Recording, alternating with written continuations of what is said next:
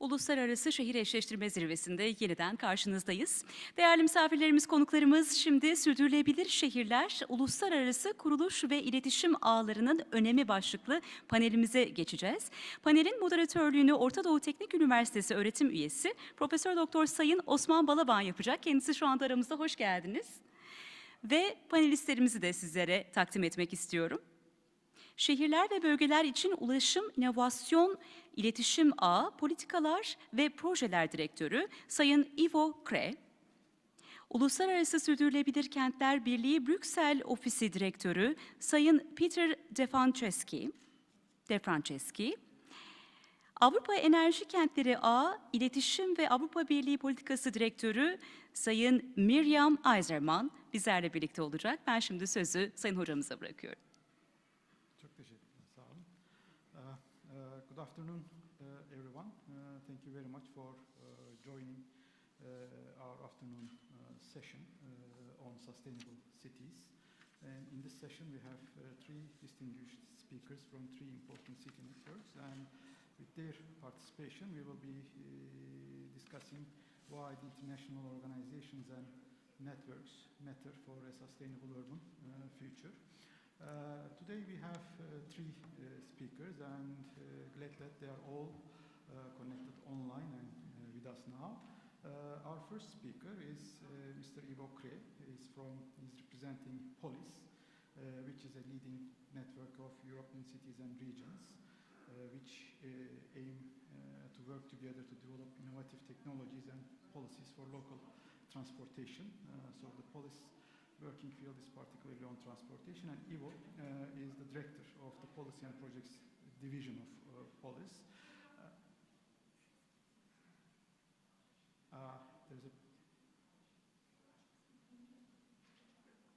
There's a problem with the sound, I guess. Baştan mı başlayayım? Okay. Hello everyone again. Sorry for the problem. There is a problem with the sound connection, so I'll start from the beginning.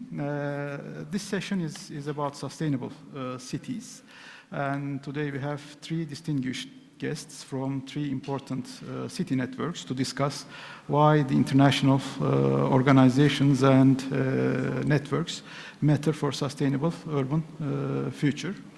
And our first speaker is from Polis, Mr. Ivo Kre.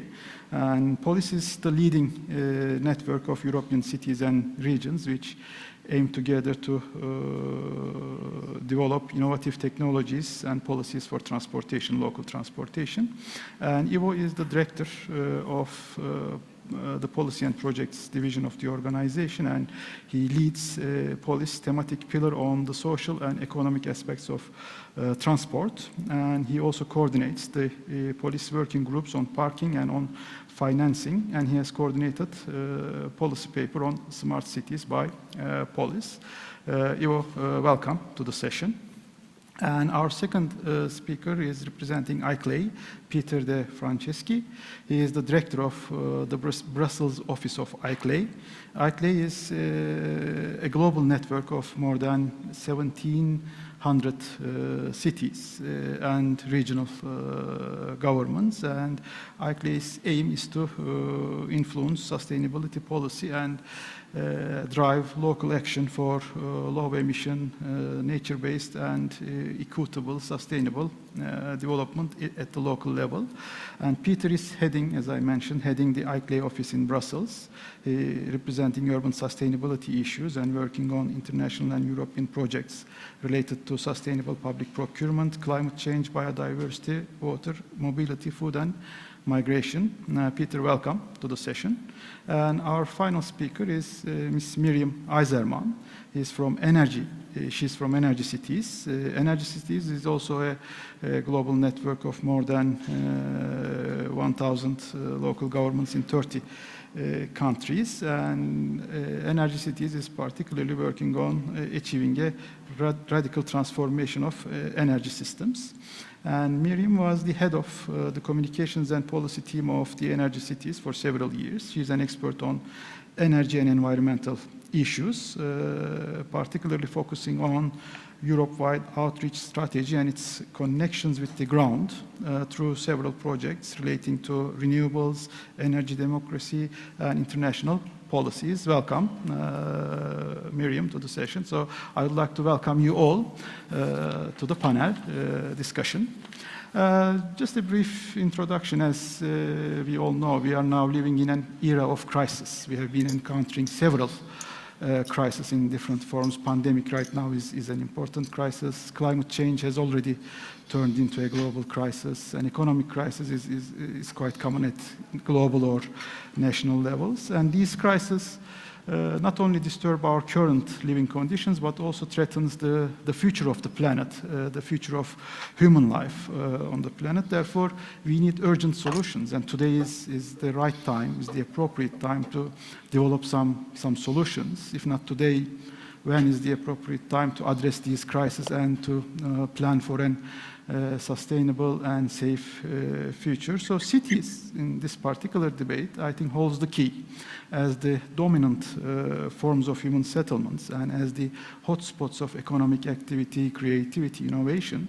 Cities are now holding the key for sustainable future.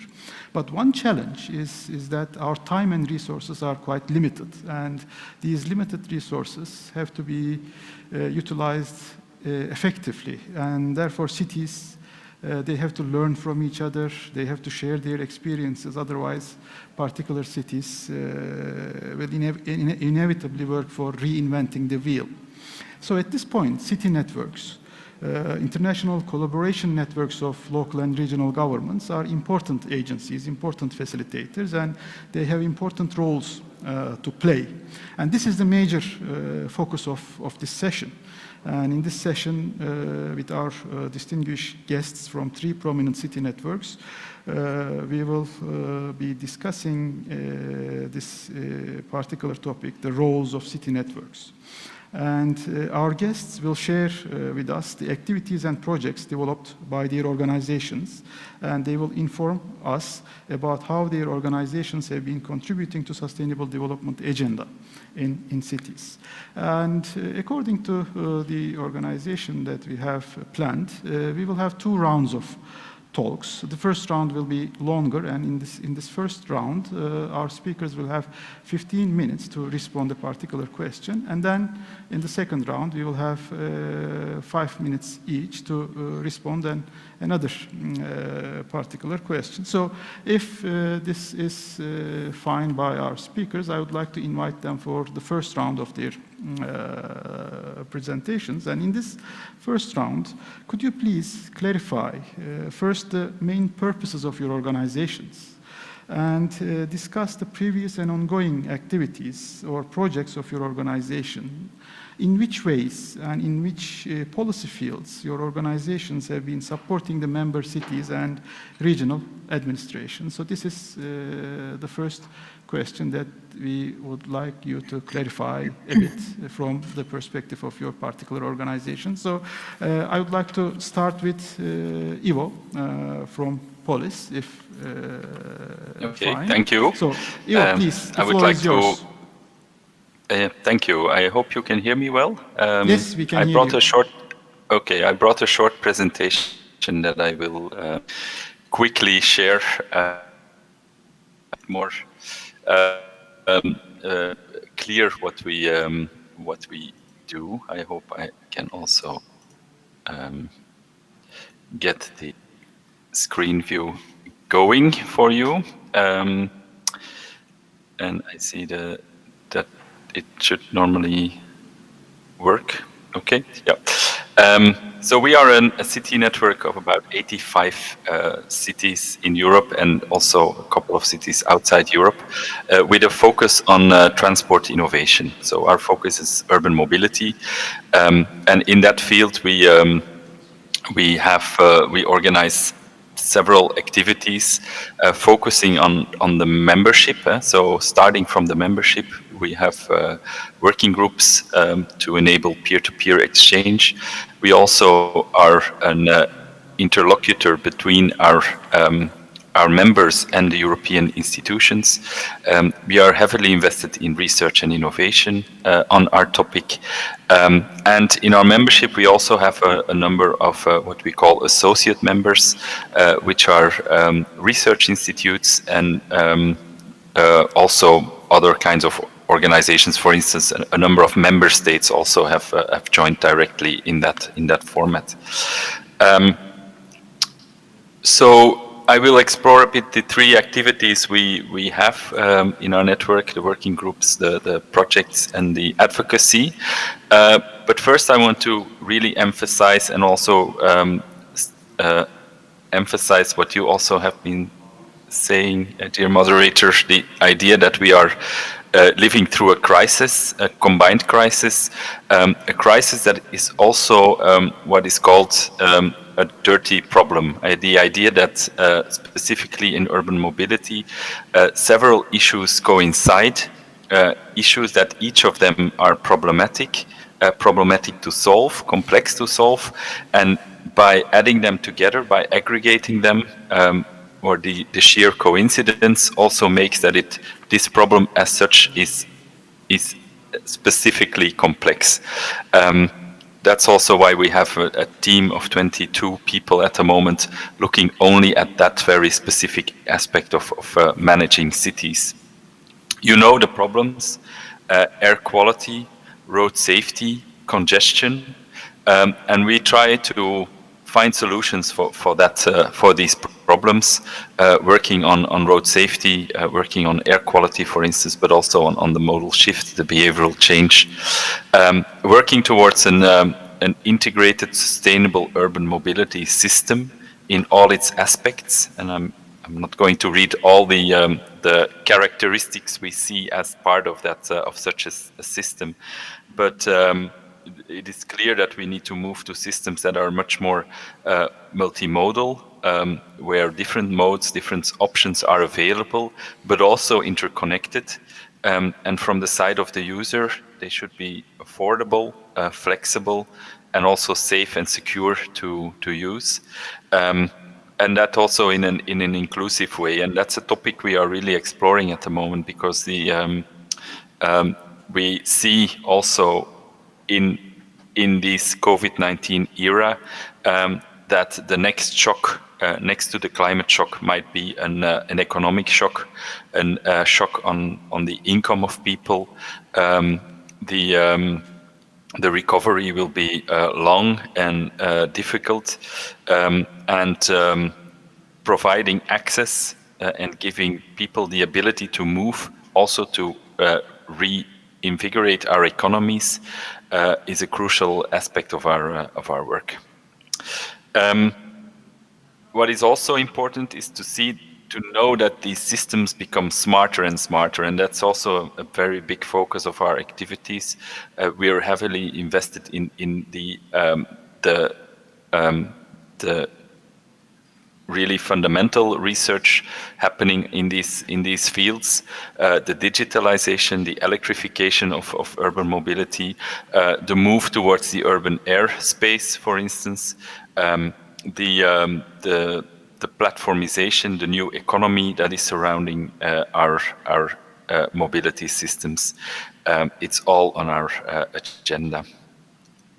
So this brings also a new focus to our activities, and in the last years we really have looked at the idea that we need to build capacity in our membership on how to regulate, how to plan and how to regulate. And because there is so much happening, there are so many new players in the urban mobility field, private players also with different objectives than cities have, and we need to find ways to build the integration of the system by anticipating of what will be coming to our streets. And then we are thinking, for instance, about connected and automated vehicles, where the steepest timelines talk about an introduction over the next decade, for very specific applications, of course, but it's still something we need to be prepared for, because several of our members also manage highways. We are looking at understanding impacts of innovation, impacts on the environment, on mobility, on the workforce. We are talking about cooperation with the private sector to achieve public goals, but also by installing carrots and sticks, as we call them, ways to incentivize the kind of services we do want in our streets, and to block the services that would make cities worse and not better. So we believe in public oversight, and we are building capacity in our membership to get cities ready for that issue. We have different working groups. I'm not going to read what you see on the slide, but as I said, urban mobility is a complex and dirty problem. So we have found this structure of 5 pillars to break down the topic, and to make sure that the experts in the cities talk to their peers, to the people they deal with on the same topic. Topics like parking, for instance, that's a working group that I'm managing. We talk about road safety, where the road safety managers of cities talk with each other. So this is a long list of active working groups, even in a digital era now, working in COVID times. And that brings us to the next slide. I'm almost finished, but we have really spent a lot of effort and energy on prepping our cities for the exit of the first lockdown in Europe. We had a series of webinars detailing specific topics in urban mobility. We have worked together with ICLEI, by the way, on a guideline also for cities on COVID-19 and urban mobility. So it's really, we have shifted quite quickly from our physical meeting pattern to digital ways of exchanging on these topics.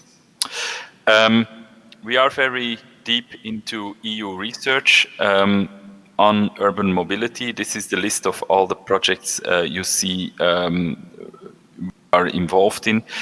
Many of them are quite technical, so we are a network of technicians also in cities. The city engineers that look that talk to the industry, talk to the researchers, to make sure that solutions that are developed are really close to what cities can manage and need to achieve their goals. EU policy, maybe not so interesting for the Turkish audience, but just to say that a lot of what is coming to the desk of our members has an origin in EU legislation. So that means that we need to be aware, and we need to be around when the legislation is drafted. We need to talk to the right people at the right moment to make sure that the legislation is going in the direction that cities can benefit from it, and that we shape the legislation in a way that it can also support cities in what they want to achieve. We are also quite deep into the definition of priorities under the research and innovation framework programs, for instance, through our involvement in various platforms in that way. Again, we, as any advocacy group, we publish position papers to inform the audiences. And we are a network organization as well. So far we don't have any Turkish members, which we regret. So we have quite a good coverage in Europe, with only, I think, 3 or 4 member states where we don't have members. The best way to get to know us is our annual conference, which takes place in 3 weeks' time. So if you're interested, you can join, or also contact our membership team, which is which you find here on the slides, and I guess the slides will also be shared afterwards. So this is, in very brief, my network, a network focusing on a single topic, urban mobility, and a network that is looking at technical and policy issues,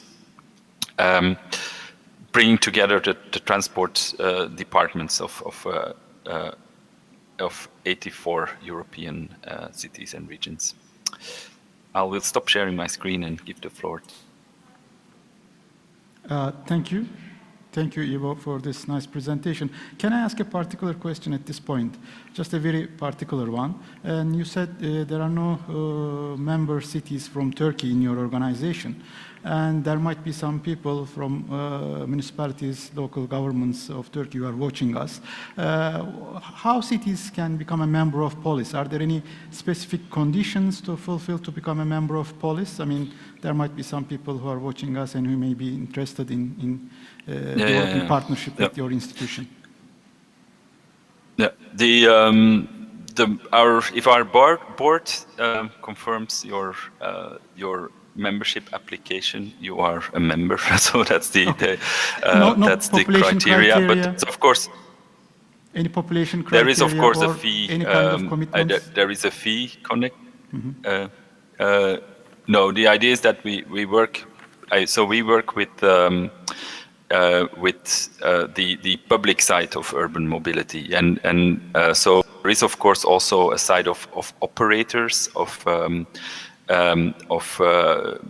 public or public-private structures that manage mobility in cities. And in that case, it might become problematic. So, for instance, a bus operator, that's not our audience. So that is not that would not be fit in our network. So I want to highlight that we also have a big focus on small and medium-sized cities, because specifically in mobility there is a huge what we call the territorial divide between metropolitan areas and smaller cities. So also for those regions or municipalities that are smaller or are dealing with rural access, we also have we are also looking into that specifically. But the information to become a member is available on the website, on our website also. Okay. Thank you very much. Thanks. And our conference is really the best moment to get to know us. Yep. Okay. Thank you very much. And now I would like to turn to our second speaker from ICLEI, Peter. If you are ready, the floor is yours, please. Thank you very much. Can you hear me? Yes, we can hear you. Wonderful. Well, merhaba Istanbul, günaydın. It's really a pleasure to speak here.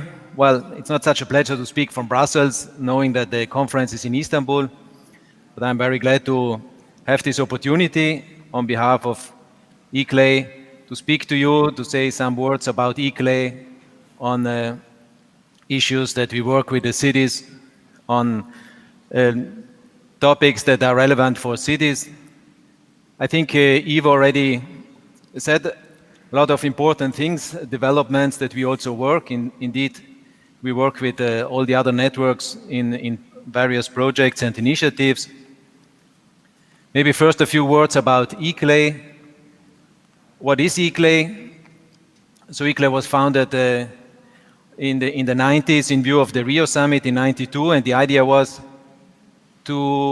how to bring in all these cities, these local governments at the global level to make use of this local action that moves the world, and that is still one of our mottos. So at that time, we initiated the local Agenda 21, which drove quite some progress in city for a while. And nowadays, we are a global network of more than 1,700 local and regional governments with offices in different parts of the world. And the main aim is that these cities and the regions are committed to sustainable urban development. And we want to influence sustainable policies and drive local action across 5 pathways. And it's along these pathways. It's also interesting because Ivo mentioned they have the 5 principles. So we have the 5 pathways along which we work with cities in programs, in projects, in initiatives. And these pathways are on one hand low emission, so everything related to climate change mitigation, to reducing CO2 emissions, greenhouse gas emissions, but also to adapting to climate change. For instance, at the global level, our cities in Africa, they, for instance, they don't do with us so many projects on energy efficiency in building. For us, it's more adapting to climate change. We are duplicating in 10 years from 10 to 20 millions. So we cannot, it's not so much about energy efficiency, it's really about how do we adapt to sudden waterfalls, to droughts, to the changing climate. And then the other pathway is nature-based. So how to bring in nature in the city. We know that in many cities, the way they are constructed, and I know also very well Turkey, you have these very hot centers that are totally covered in concrete, and when it's summer, it's almost unbearable to be there. So it's really essential how to bring in nature in terms of having more quality of life, to cool down, and to especially now we've also seen with the whole corona how good it is in cities to have parks and green areas. Then another pathway is this equitable. Whatever projects we do, it's important that we also see how inclusive they are. Ivo mentioned, for instance, smart cities. We've also done a lot of work in smart cities, but it's clear that everything related to smart, to the digitalization only works if it is inclusive. If it's not just for the, let's say, well-off neighborhoods, if it's for the ones that can afford it, it really needs to be inclusive in order to be really smart. Otherwise, it's more tech smart in the sense that smart mobility or smart buildings or energy systems, but it really has to benefit all the citizens in a city. That's the third pathway, and a fourth is resilience. And resilience is basically how vulnerable or non-vulnerable, in this case, a city can be to changes that, and they were mentioned, all these urgencies. On one hand, the climate warming urgency, the climate heating urgency, and then on the other hand, the biodiversity loss urgency, which are very serious, and cities can contribute a lot. As Ban Ki-moon, the former Secretary General of the United Nations, always said, the paths through sustainability go through the cities of this world. And I think since most of us live in cities, in Europe it's more than 70%, we really are part of the solution and not just of the problem. And more than ever, also with this pandemic, we've seen how important it is to be resilient and to become more resilient as a city. And the fifth element is, and pathway, is the circular development. This is we know we live in a linear economic model. In simple terms, all the products, resources going in from one side and waste exiting from the other. This is not sustainable. This is not resilience. This is also not low emission. This is simply not a good system. It's not a smart system. It's a system where you create a lot of waste, and there's no future. So the idea is really how to close these loops and make a system based on the nature, which is circular, where you can use waste for other resources, where you can reduce waste or transform waste in an important resource and close these loops. And currently we are setting up a program on circular cities. So in terms of vision, the vision would simply be a world of sustainable and resilient cities and towns and mayors and also local governments that have the courage to change, to transform, to go for the systemic change, and not just to focus on polls or the parties, the political parties.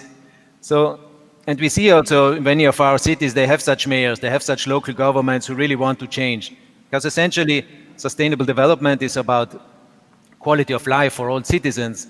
So it's about enjoying a higher quality of life, to have a good air quality, to have drinking water when you turn on, to have a good mobility when you move to A to B without too much pollution and congestion, and no deprived neighborhoods, but really try to have an equal share and not to have food deserts, and also as much nature as possible in the city. These are somehow the areas, and we see also a positive development is that one sees more integrated approaches, in a sense, like I'm here in Brussels and working for ICLEI for more than 15 years, and I see particularly also here in the past years, a lot is happening on urbanization.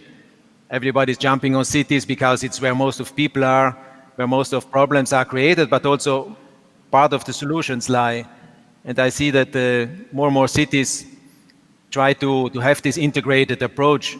A new buzzword is systemic change. So it's really about looking at the city as a whole and sustainability as a whole, not just the mobility, not just the procurement, not just the water management, not just the climate change and the energy efficiency, but because all are interrelated, and eventually there are the citizens who also have a say, who know best what's have to be changed in their neighborhoods. So we see more and more these integrated approaches between the different areas, and from ICLEI we work on all areas of urban sustainability in an integrated way, and we see more participatory approaches, and I think this is also a very good development. So if you take, for instance, energy, it's about thinking how can you involve the citizens in the production of energy, how can they have shares, or there are also very innovative examples where, for instance, the citizens own or can have shares in the public illumination. It's a different thing if you see a lamppost outside and know that you have a share in it, or if you produce energy and you are not just a consumer but a producer. It totally changes, and I think this is the future also, to create an ownership, to be more resilient, to have an identity, because that's what we see also in this pandemic is a bigger problem. So in a nutshell, what distinguishes us from others is probably that we look at sustainability in an integrated way, that we work not just with big cities. We have big cities like Rio or Izmir, but we have also very small cities, because after all, in Europe, most of the cities are below 100, if not 50,000 inhabitants, but many financing programs, they're usually for the larger ones, and it's not easy for smaller cities, also in terms of capacity to access EU projects or bigger funding. I think that's a bit in a nutshell. First, we talked also about Turkish cities, and there I'm very glad to say that we have quite some members from Turkey, and recently the memberships increased. I can quickly mention them. We have Çankaya, Findikli, Gaziantep, İzmir, Kadıköy, Karşıyaka, Kartal, Konya, Seferihisar, Seydi-Kemer, Şişli, and Tepebaşı. So it's quite a good number of cities, and I would really invite also these cities and others to engage more with other cities, with other European cities. We see there is a growing interest from local governments to exchange with others. Cities have similar problems, they have similar strengths or different strengths, and we from ICLEI, we see each other as mainly as a facilitator, you know, bringing cities together on these different topics of urban sustainability, and to share through conferences, but also through projects, this common knowledge, because eventually if a mayor or local government wants to change the city, wants to give more quality of life and is really interested in it, there are lots of projects and programs. It takes time, but other cities can share. I think particularly, and I'm coming to an end, in Turkey, I think European cities can learn a lot in terms of resilience. We had, for instance, a project with the European Bank of Reconstruction and Development on the Green City program, where we also had reviews and interviews, among others, with Izmir. And I feel, particularly on resilience,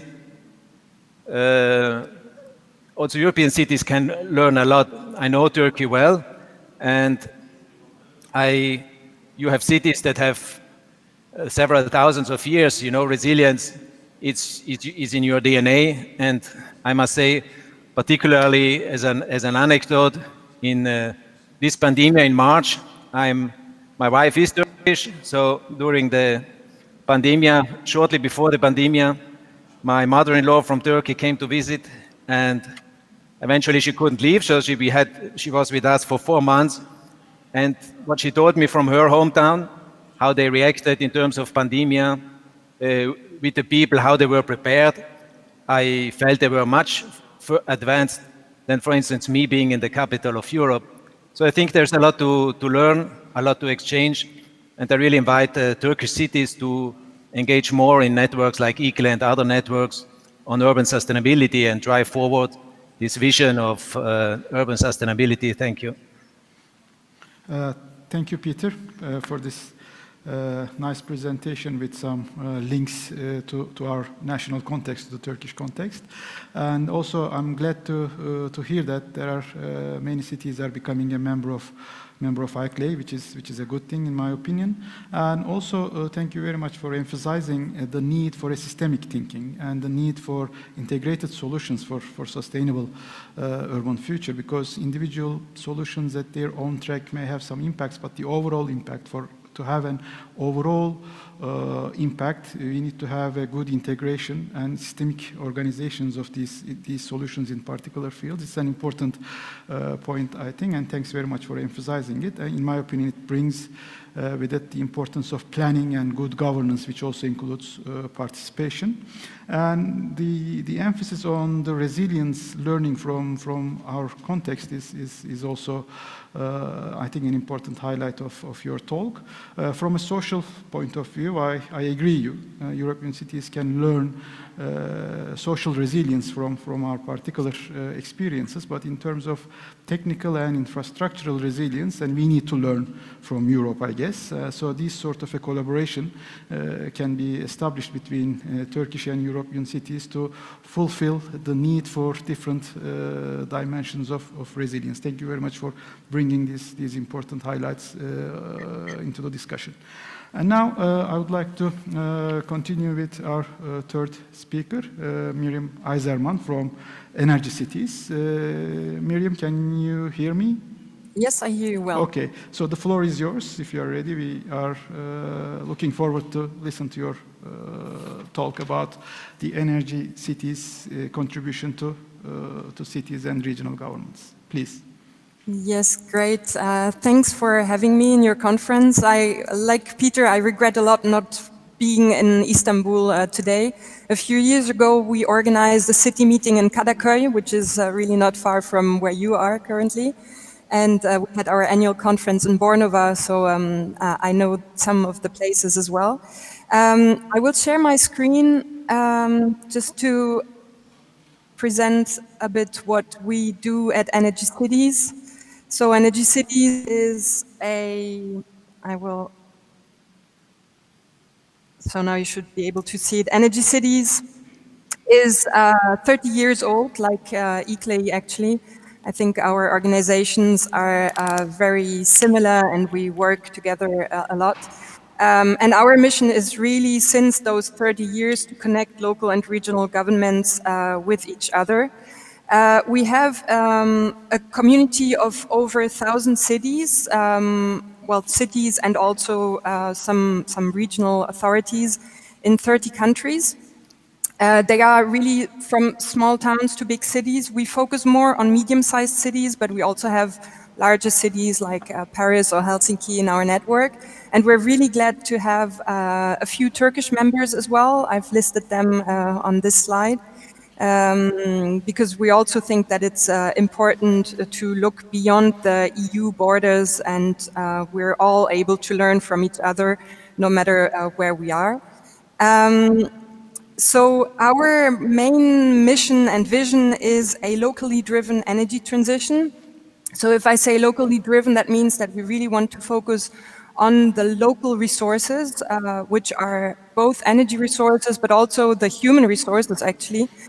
We need to involve the local stakeholders as much as possible if we want to achieve this energy transition.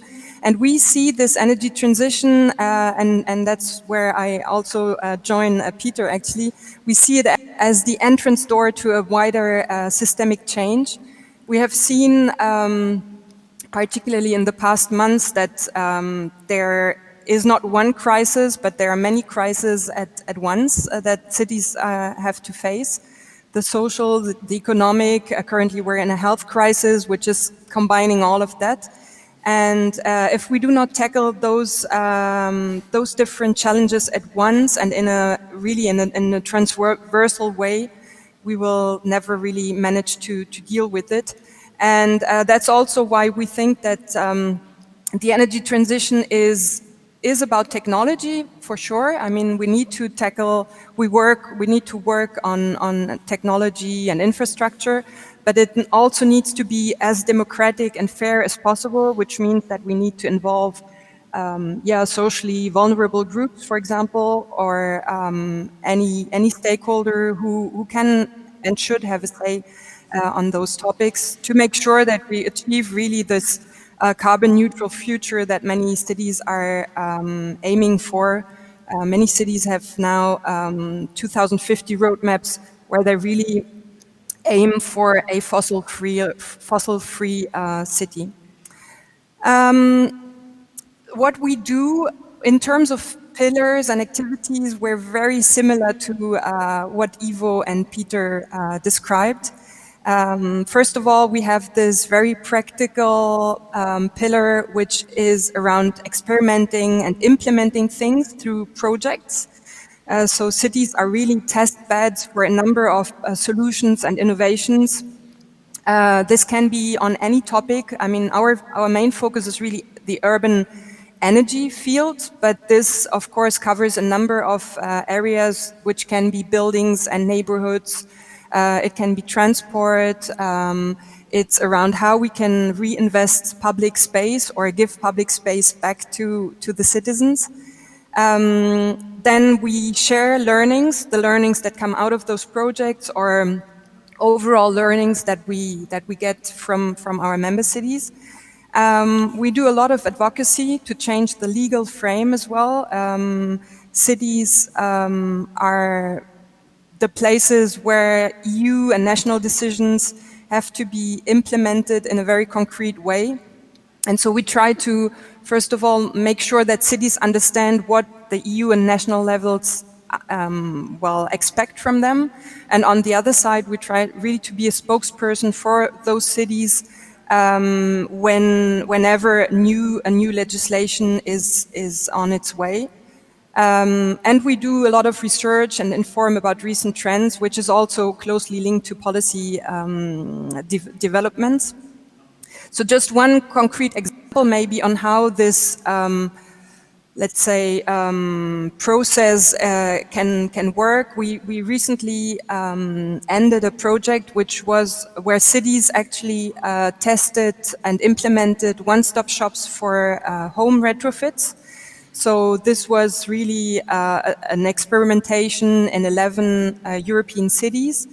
The outcomes and what they've learned from it have been shared largely with other cities through our network. And we've used also all the important lessons learned on how one-stop shops could be financed, how staff or building professionals should be better trained for this topic. We used these outcomes in our lobbying work for the very recent renovation wave strategy, for example. And we were happy to see that one-stop shops are also part of the recommendations that are embedded in the strategy. And and of course, we keep on monitoring this topic and researching and informing about, for example, this is just one example on retrofits, but we do this for a number of topics, as I just said. And so the focus area for our local authorities is really anything that brings an answer to their question, how do we get to a carbon neutral future while bringing well-being to our citizens. That's really what we hear from all our members. And it means, in current times, it means that on the one side, local authorities have to design and define own resilience strategies to make sure that they absorb the shocks that come from, for example, the health crisis that we currently face. But on the other side, it doesn't mean that they have to become, let's say, protectionist or isolated from other cities. To the contrary, we really think that it's important that they share their knowledge to make sure that they all do better, actually, and that, yeah, they manage in the best possible way by cooperating with each other. And now I just wanted to focus on a few projects that we have. As this is a twinning conference, I thought it's interesting really to shed a light on some of the projects where we really work on twinning partnerships and peer-to-peer learning. So one is a Franco-German project which is called Tandem, which is based on existing twinning partnerships. So as you know, in post-war times, there has been a particular effort on making sure that French and German citizens and cities become friends again. So this happened quite often through partnerships that were twinnings more in cultural terms. But we used the existing partnerships for energy transition projects. So these are projects between French and German cities on a number of areas as well. I've listed them there.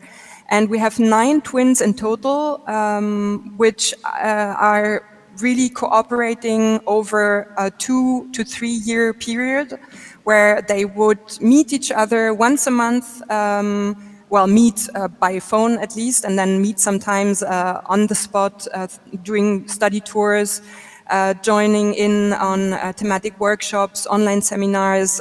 We also organized staff or students exchanges so that really municipal staff could see how a city administration is organized on the other side of the Rhine River.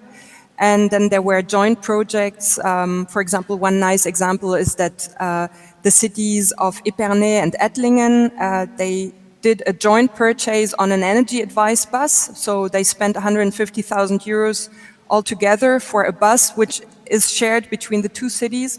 So during 2 months, this bus would be in one city, and during the next 2 months, this bus will advise citizens in the partner city. I think that's quite a nice and very concrete example on how collaboration can make synergies possible, and even have also some economic advantages, because in that sense they really shared the costs as well. We also look beyond EU borders through our Energy Allies project, where we linked EU cities with US cities. And what was nice around this project is that we invited the city representatives to come to the meetings with civil society representatives. So a city officer, for example, from the energy department would look for somebody from a local energy cooperative and would cooperate in that sense for the very first time with this person from the same place. And they exchanged on citizen participation in climate planning, which was really very fruitful and interesting to see both how the strategies were different, and sometimes not even that different, between the US and European cities, and then also to see that, for example, somebody from Heidelberg, from the city of Heidelberg, had to go to Cambridge in the US to meet his local cooperative colleague. Then we have currently a project which is around energy efficiency in public buildings, and which focuses on Mediterranean countries. And I mentioned this one because we just launched a call for application for an exchange program, actually, where cities will be able to be trained on specific tools and methods on how to improve building performance, on how to simulate, for example, the building measures that need to be put in place. And Turkish cities will also be eligible to this call. So if anybody is interested, you can either go to this website or contact me after the event.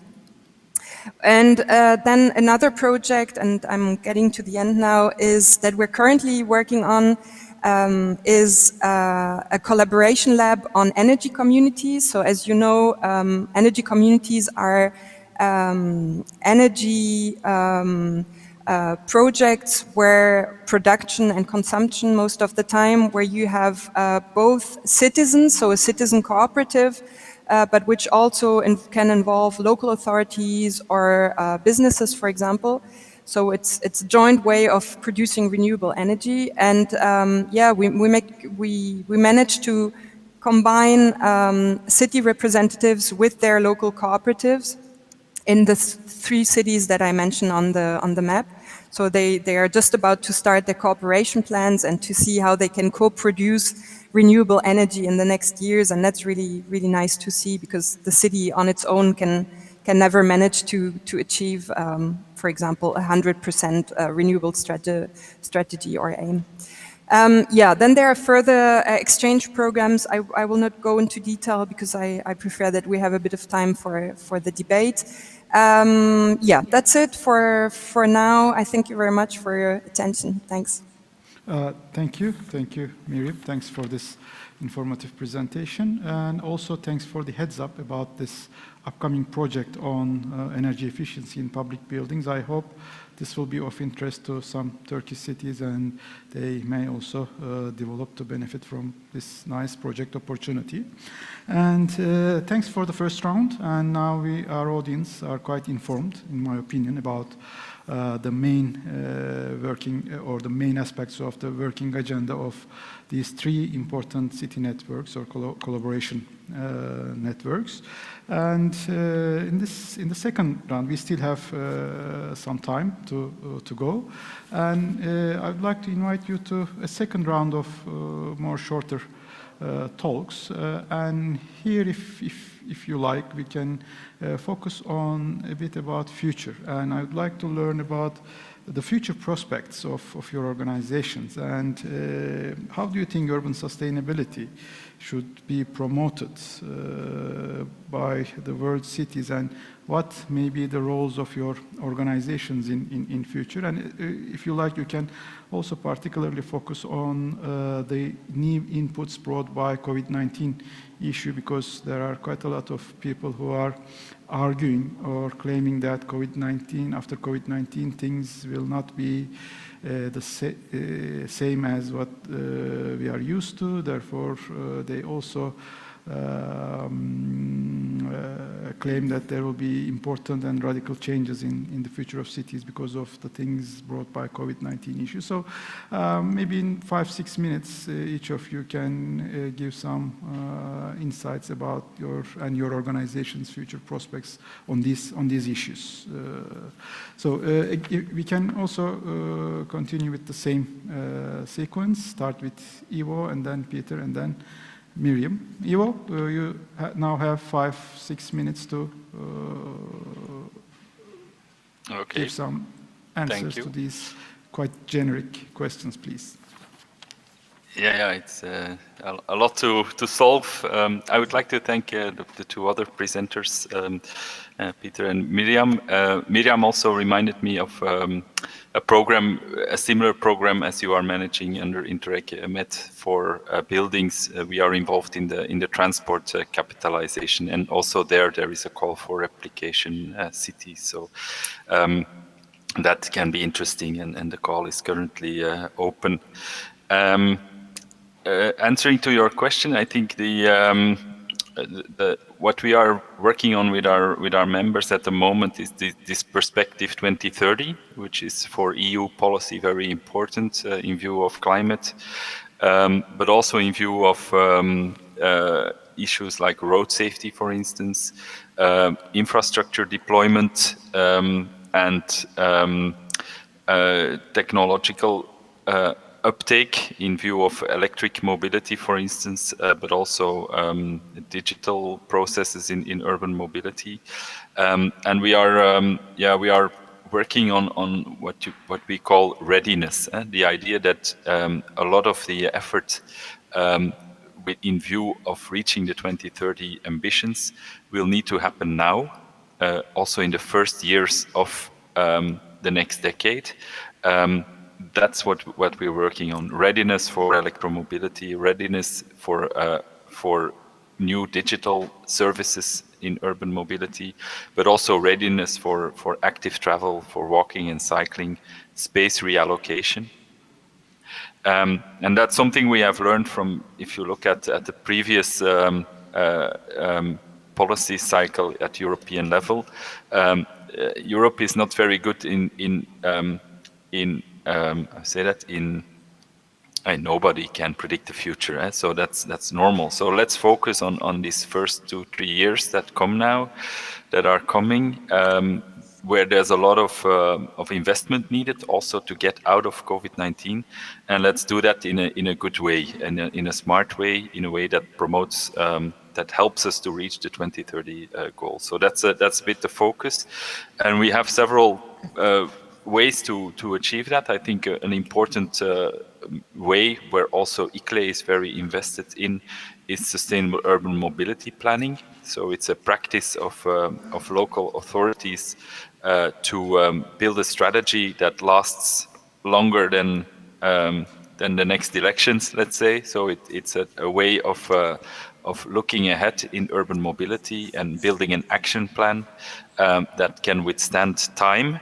That is also accepted by a lot of stakeholders in society. And these SUMPs, the planning of cities, needs to be geared really towards this 2030 perspective, and needs to be taking into account also the ambitions we have as a continent and as a planet, the ambitions to cut climate emissions, but also to cut road deaths, etc.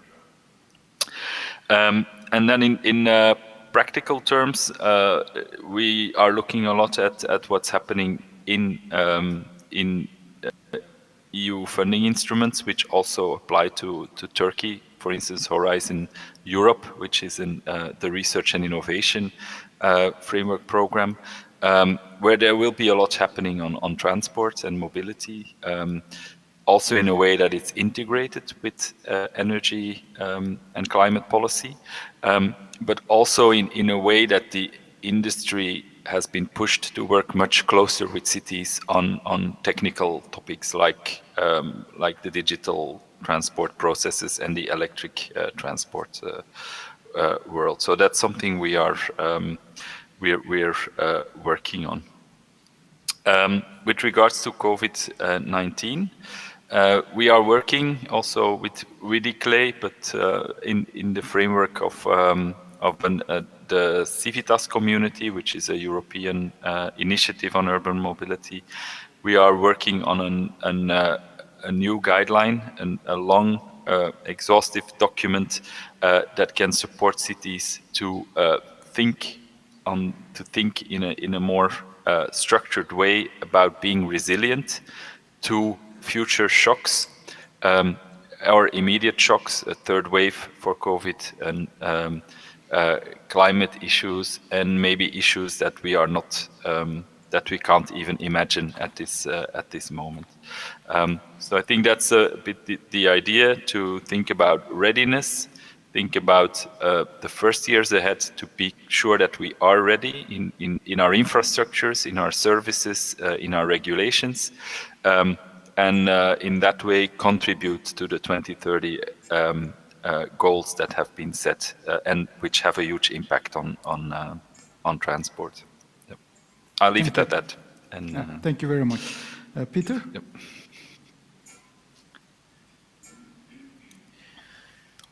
Yes, adding on what Ivo already said, I think the future is really looking at these urgencies, climate on one hand, and on the other hand, the biodiversity loss and translating this urgency in action and trying to find ways to overcome the election, the election-based actions, in a way, in many cities what we see, and it's more the case in the Mediterranean cities, that often there are mayors and the local governments that are open and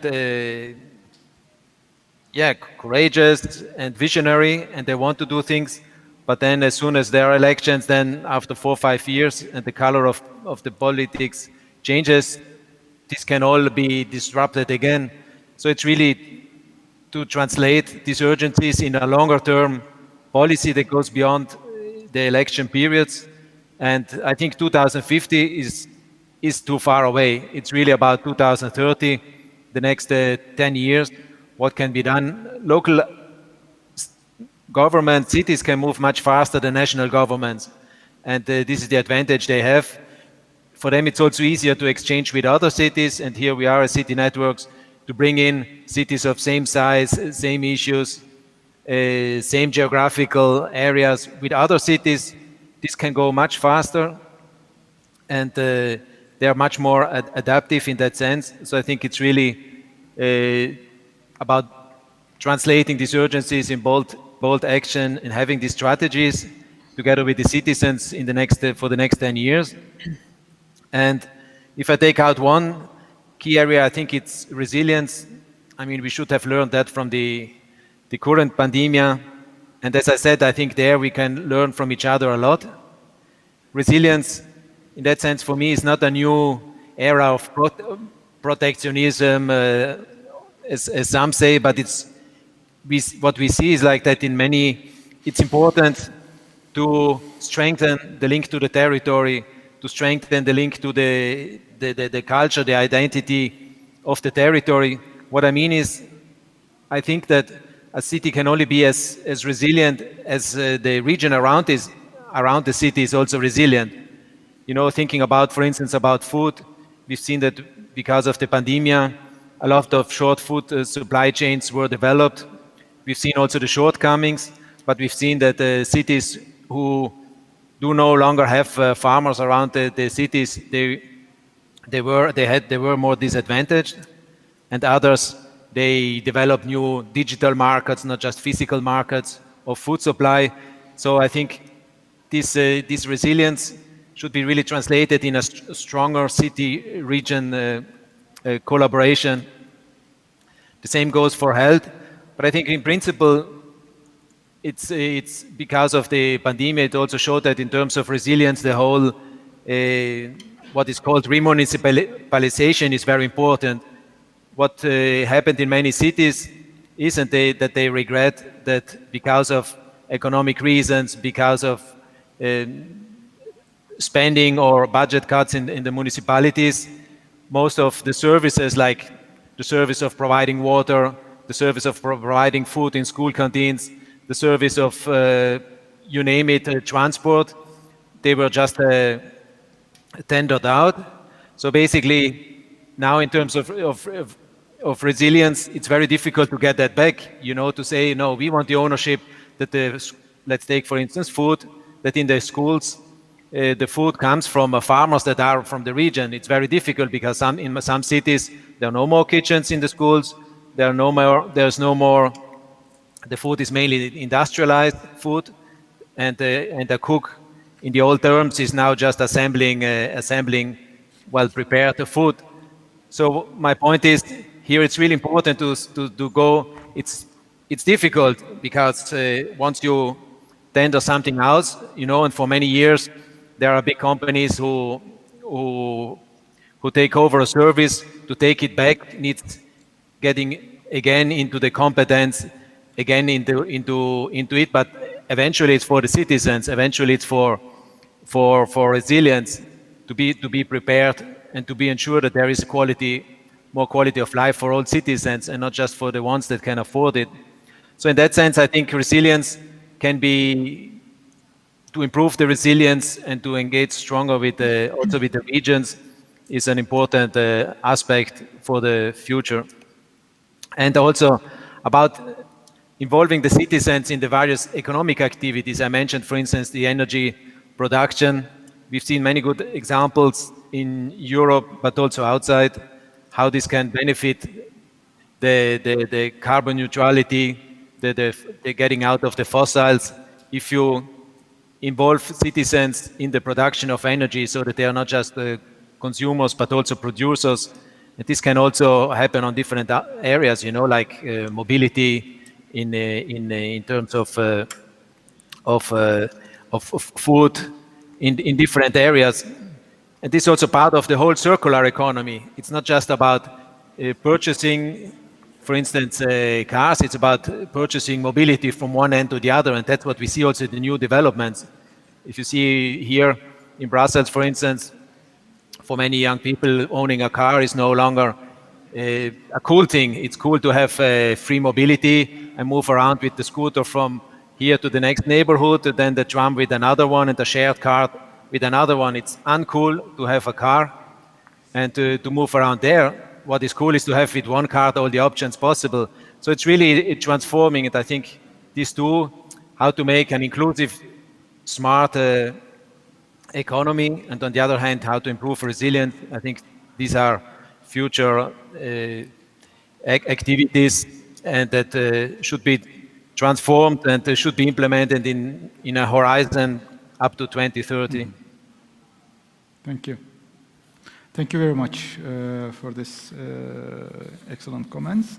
And now, Miriam, can I also have your yes, final of course. remarks in 5-6 minutes, Your please? question is a vast question. I think 5 minutes is not enough for it. But of course, sorry for what that. what we've seen with COVID is that cities will have to learn that they have to deal with uncertainty and that they need to improvise a lot while still planning and visioning the future, so that they still have an aim for the next years or decades. And we've also seen through COVID how much they can and should rely on citizens. We've seen a lot of solidarity activities and citizen initiatives to make sure that through this crisis, a city still works well, and I think that's a learning for the local authorities overall as well. And it's already a trend anyways. We've seen through the past years that cities are more and more interested in involving the local community, yeah, this can start with planning, and it can go, as Peter was saying, as far as energy ownership, joint energy ownership, or yeah, having community-led initiatives that are supported either financially or technically by the local authority. So I think the COVID crisis is kind of putting an accent on this need to really see the city as a full ecosystem with a number of stakeholders, out of which the local administration is just one, really. Is not the major one, it's just the one which is facilitating and which should be a regulator, of course, that's still needed, but also a great supporter of all the initiatives that can emerge from the ground. And we, from the Energy Cities point of view, for the next years, I think we will still have to work a lot on a stronger and even stronger recognition of local authorities' needs by the national and EU levels. We've just seen it recently. We've analyzed the latest national energy and climate plans that have been submitted in autumn. And we see that local authorities are still not fully involved in those planning processes, and this needs to change. So I think there is still a bit of work to do, even though it has become better. And we will hopefully manage to help local authorities in dealing with all the expectations that come from the EU Green Deal. They will have to do a lot of things in terms of local agriculture, circular economy, renovation. There is a whole bunch of tasks that are ahead of local authorities, and we will hopefully make sure that they get technical assistance for it, access to the necessary financing. Yeah, so I think then especially the next year is really decisive on that, because there will also be several directives that will be reviewed, or some of it will be transposed into national law. So it's important that between the EU and the local level, all the levels in between are really closely interconnected with the local authorities and their needs. And yeah, just to conclude, because I see that time is running, a challenge for us as energy cities, and I guess that's a challenge for all the city networks in times of COVID and probably post-COVID, will be the question on how to network and do the peer-to-peer learning with the distance that we will have to have. I mean, for the time being, nobody or a few people are traveling, and we always see in our project that the human dimension and the fact that you can meet somebody in person and that you can learn something from somebody over coffee is so precious. And we will have to find really new ways of connecting with each other and getting this human dimension back, even probably through online tools as we do it today. So let's see how creative we can be and how much yeah, of this precious, really very human part can be brought back again, despite the current situation. Right. Thank you very much. I would like to thank to all of you for your excellent contributions in both rounds, and you have highlighted many important issues or many important policy pathways that cities can take on for a sustainable, resilient, equitable future ahead.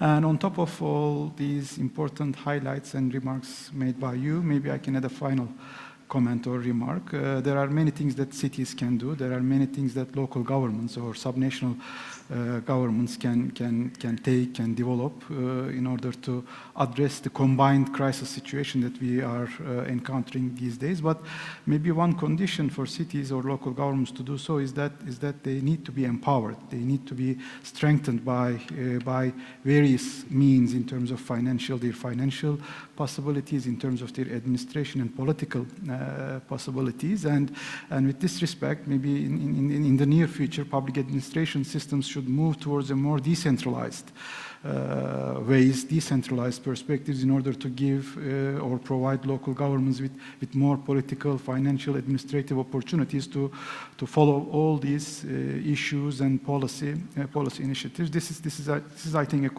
quite urgent and important issue, and which is very much relevant to our context, to the Turkish context, where cities are still quite reliant on the things that are coming from the center. We use time very effectively, and if there are not any heart-burning comments from your side, I would like to close the session here. And I would like to, on behalf of the organization committee, I would like to thank to all of you for your excellent comments, and the audience, I guess, are quite informed about what your institutions have been doing and what your institutions are planning to do in future. And I would like to thank to you and bring hands together for your excellent participation and contribution. Thank you very much. Thank you very much.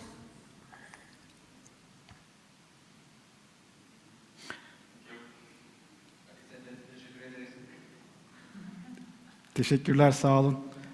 En kısa sürede I hope we will have a face-to-face meeting in the near future when we are over the COVID-19 issue. Thank you. Teşekkürler, sağ olun.